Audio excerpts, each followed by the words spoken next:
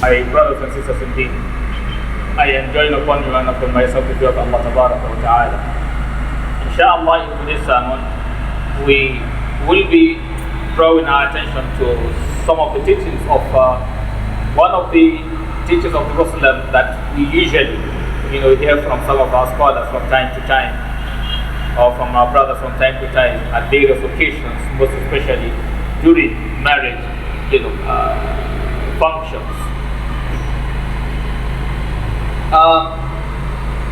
Many times we hear some of our brothers or we hear some of our scholars mention in this hadith, part of this hadith related by Anas and transmitted by Imam Bukhari and Imam Muslim.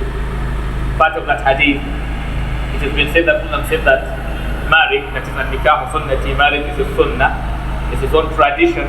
So from a sunnati falaysa minni, and whoever denounces my sunnah, my own way, my own tradition, is not part of me. When the Messenger of Allah says something, no matter how short it is, when you take your time to analyze it deeply, you will see that there are a lot of lessons for you to learn out of it. Yes, we talk about Sunnah, and mostly you discover that as Muslims, when you hear people say this is one of the Prophet's Sunnah or tradition, basically they are things we are usually capturing them from the ibadah perspective, that is worship perspective. Because even related to marriage, as it is being clearly mentioned in some of the hadith that scholars have comments on them. Like in one of the hadith, it has been mentioned that Islam said that whoever marries, he has fulfilled half of his deed. Or whoever gets a wife, a righteous wife, have in terms of support, he has been supported, but half of his deed has been what? Supported or been taken care of. Then he should fear Allah and take care of the remaining half. So basically, in various teachings of the Prophet, our scholars, we get to understand that as a Muslim, your actions are mostly supposed to be viewed through the spectrum of worshipping Allah, of serving Allah more than any other reason.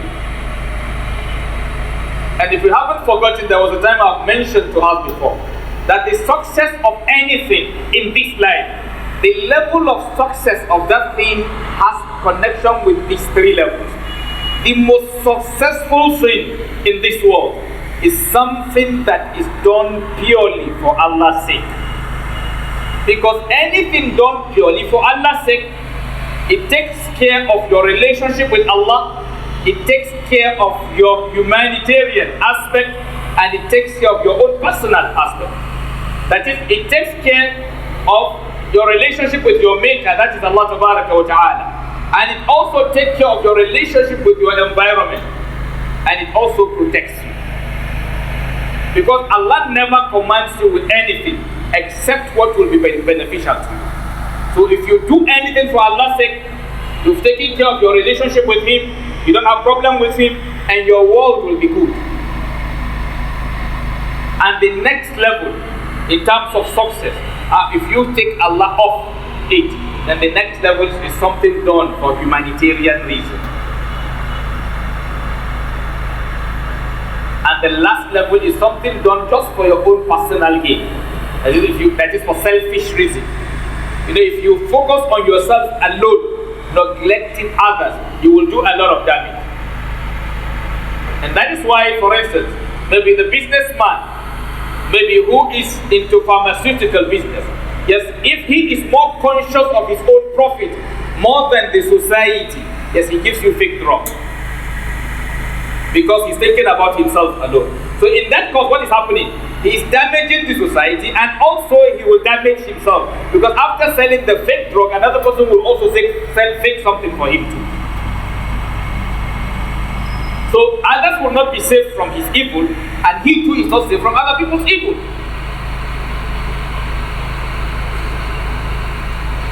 So if our marriages, if we look at it from the perspective of serving Allah Ta'ala, as when we come to sit at the marriage ceremony, you usually hear scholars saying they are conducting this wedding, or they are putting these two brothers or these two people together according to Quran and the Sunnah of the Prophet Sallallahu Alaihi Wasallam, meaning in conformity with the Quran and the Sunnah.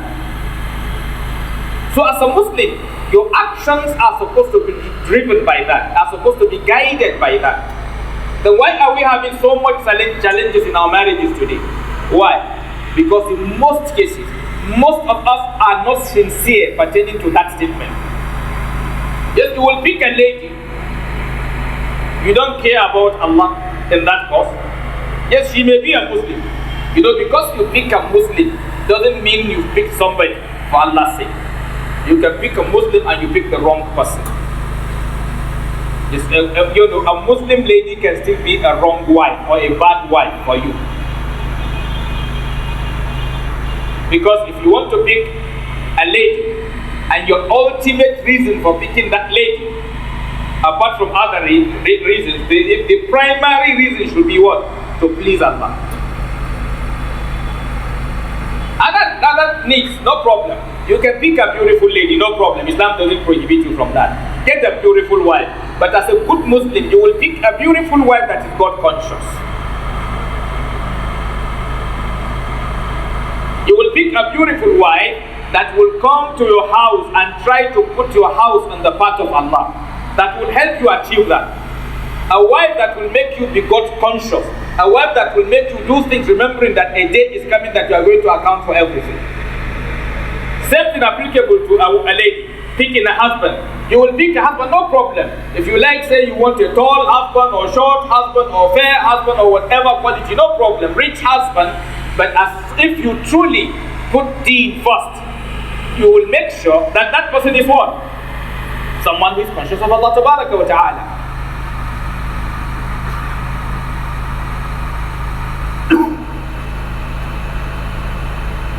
Today we have crisis in our marriages, but it is difficult to resolve. Why? Because we don't have a common, scale with which to use in managing the situation.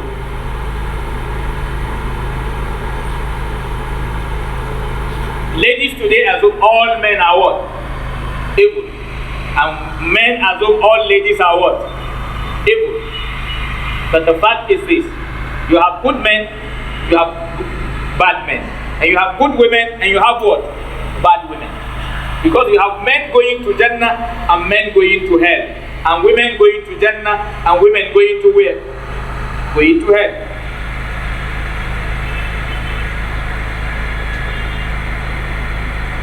And as a Muslim brother or as a Muslim sister, if you pick your husband for Allah's sake, then why is it that when you have misunderstanding, they will tell you people this is what Allah says, or this is what the Quran says and the Sunnah says, and the two of you are not willing to comply? Because you will feel this is what I want. Or maybe the husband will say, this is my house. Yes, I'm the head of what? The family. So whatever I say, that was what must be done. Who told you that? If you don't believe in Allah, if not as a righteous servant of Allah, you understand that not your house, you yourself belong to Allah. So if you belong to Allah, then you will do whatever Allah asks you to do. So in your house, what you want to be done in your house is what is acceptable to Allah. And that is why in an ideal Muslim home, nobody is dominating the other. The wife is not dominating the husband, and the husband is not dominating wife. You are my wife, I am your husband, or you are my husband, I am your wife. Yes, let us do in our house what is acceptable to who? To Allah.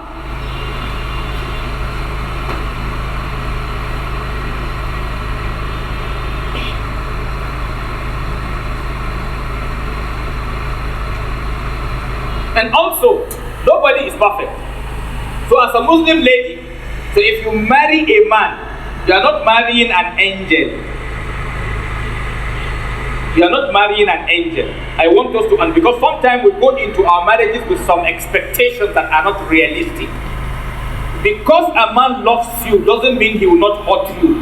Your son loves you, he hurts you. You love your son, you hurt your son. You love your parents, you hurt your parents. And they did not abandon you. They did not reject you. So why do you think you are going to be in a man's house and he can never offend you?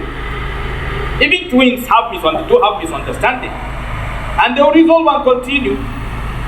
Take for example, like yes, in Nigeria, if maybe one tribe will have crisis, misunderstanding with another tribe, that does not mean we become enemies. We resolve our differences and we move on.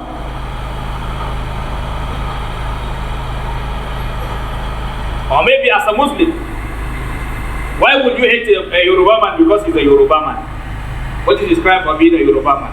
Why would you hate an Igbo man for being an Igbo man? Or why would you hate a Hausa man because he's a Hausa man? An evil man does something, solve it, move on. Because that is part of life. That's how Allah designed the world. He did not design the world for us to get everything the way we want at all times. It's not, you can't have it. Allah said, لَقَدْ خَلَقْنَا الْإِنسَانَ فِي كَبَدٍ. We've created man into what? Into problem. That's what the world is. And somewhere he also told us that وَلَنَبْلُوَنَّكُمْ بِشَيْءٍ من الخوف والجوع ونقص من الأموال والأنفس والثمرات فبشر الصابرين. You come to the hadith of the Prophet, he taught you that yes, when you live with people, they will hurt you sometime. And that's why he said in the hadith that a believer that mingle with others and tolerate their wrongdoing is better than a believer who doesn't mingle with others and tolerate their wrongdoing. Angels doesn't make mistake. It's not because they don't want to make mistake, because they are created like that. So human being sometimes does what is not right. Sometimes he does it deliberately, and sometimes he does it what? Mistakenly. So when he does mistakenly, you will not treat it like when he does it what? Deliberately. If somebody slaps you mistakenly, then your action should be different from when he slaps you deliberately. So if you treat mistaken slap exactly as what? Deliberate slap, then that means you have also what? Committed what? A crime. I'll take for instance, if even in any decent community, if someone takes someone's life deliberately, the penalty is different from when he takes someone's life mistakenly. So in a relationship, sometimes you hurt one another mistakenly, then you find a way of resolving it. Why can't we resolve our differences? Why is it that when we are hurt, we forget Allah? And I used to say to people, or take for example, sometimes if you want to know those who truly care for you, check how they behave when you hurt them, not how they behave in most cases when you please them. Yes. I know it sounds strange to most of us, right? Yes. If you want to know the level of love someone has for you, just check. Yes, he tells you he loves you, you believe he loves you. But if you want to know the level, the depth of the love, check and see. How does he, normally when you please anybody, even the one who hates you, to reduce the hatred. When you please the person, even if he hates you, to reduce the hatred. That's normal. But yes, when someone loves you, when you hurt the person, the reaction will be less than when he is being hurt by someone he doesn't love. Okay, take for instance, what a husband does to a woman that makes her say that she does not want to have anything to do with him anymore. Her own son, who is also a man, will do the same thing to her and she will want him back. Let's assume her husband spent her money, right? And her son spent her money. Her son is her family. Her husband is also her family. Yes, in most cases, at this level, at this stage, they tend to be more concerned about the child more than the man. So she will not want to sacrifice her child So just sometimes she will sacrifice her husband.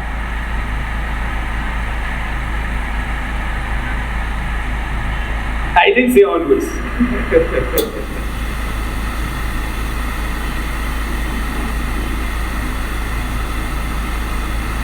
Just what her own husband does to her, and she says she will not stay. Her own son will do to her his own wife, and she will go and beg the wife to go back to her son's house.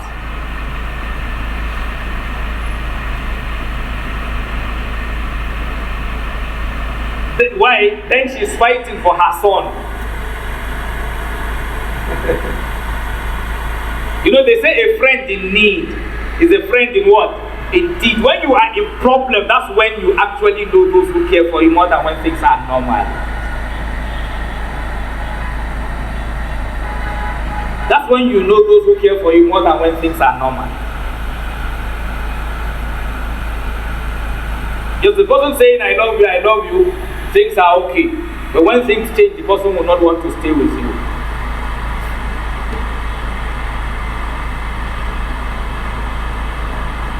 That's the reality. But the one who truly cares, she can go to any length. When things change for you, she will want to what? To support you. That's why they say a friend in need is a friend in what? Indeed.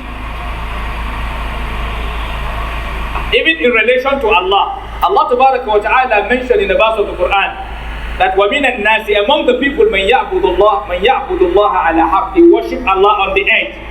فَإِنْ أَصَابَهُ خَيْرٌ اطْمَأَنَّ بِهِ, when good befalls him, he's what? Relax. You know, he does the deed, everything, alhamdulillah, mashallah, Allah is good. وَإِنْ أَصَابَتْهُ فِتْنَةٌ, when calamity what befalls him, انقلب على وجهه, he turned his back. Allah said, خَسْرَ الدُّنْيَا وَالْآخِرَةِ, he loses this world and the hereafter.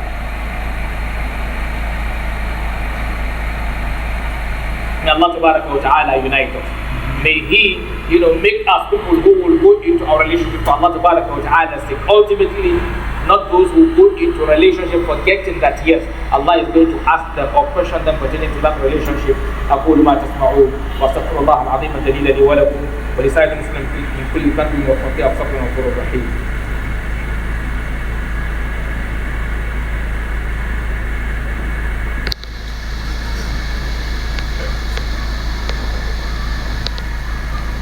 الحمد لله رب العالمين والصلاة والسلام على رسول الله وعلى آله وصحبه ومن والاه. أما بعد عباد الله أوصيكم ونفسي بتقوى الله عز وجل. My brothers and sisters, indeed, my appeal to myself and the rest of us is, let us always connect our lives to Allah Ta'ala. That is the best way you can have peace in this world and in the hereafter. Allah Ta'ala told us in the verse of the Quran that الَّذِينَ آمَنُوا, those who believe in Allah, وَتَطْمَئِنُّ قُلُوبُهُم بِذِكْرِ اللَّهِ, تَطْمَئِنُّ قُلُوبُهُم بِذِكْرِ اللَّهِ, they have peace of mind through what? The remembrance of Allah. And Allah Ta'ala says, أَلَا بِذِكْرِ اللَّهِ تَطْمَئِنُّ الْقُلُوبُ. Be attentive. That is, want to do the source of tranquility. Allah says, through what? Keeping the commandments of Allah Ta'ala, you have what? Peace of mind.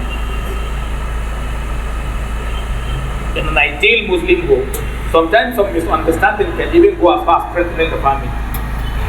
Sometimes your wife does something wrong, realize it, oh, Allah doesn't want that, or she comes to you, apologize, oh, I'm sorry, it wasn't deliberate, oh, I know I've offended Allah, so forgive me for that. Yes, sometimes, oh, that can also make you what? Love her more. So it does not mean when someone hurts you, it becomes hatred or whatever. In most cases, the relationship, whether it's getting stronger or weaker, is determined by the way we manage our issues. It's not the issue themselves that are giving us problem, but the way we are managing it.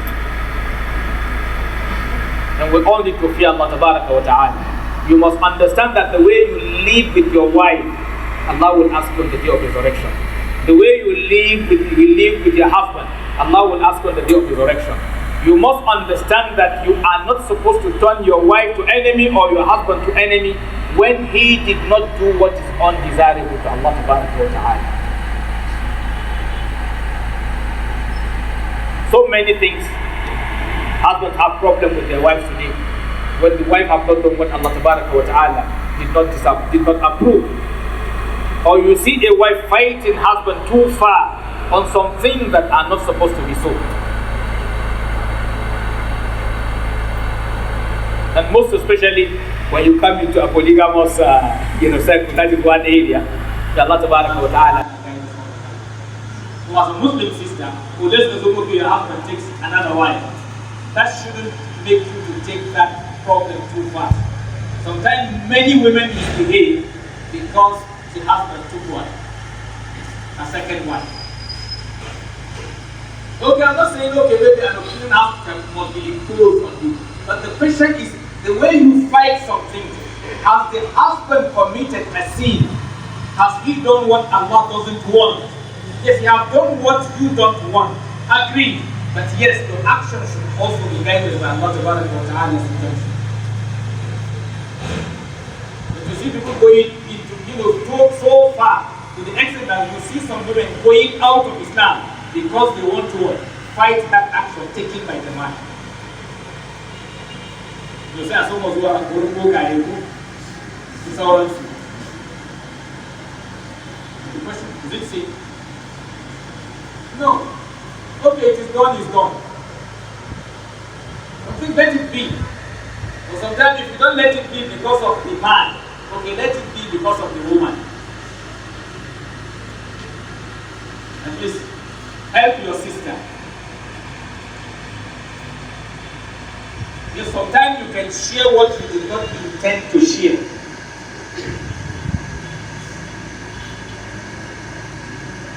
But at the same time, I don't want to be misunderstood. I'm not saying everybody should go and what? Take more than one wife.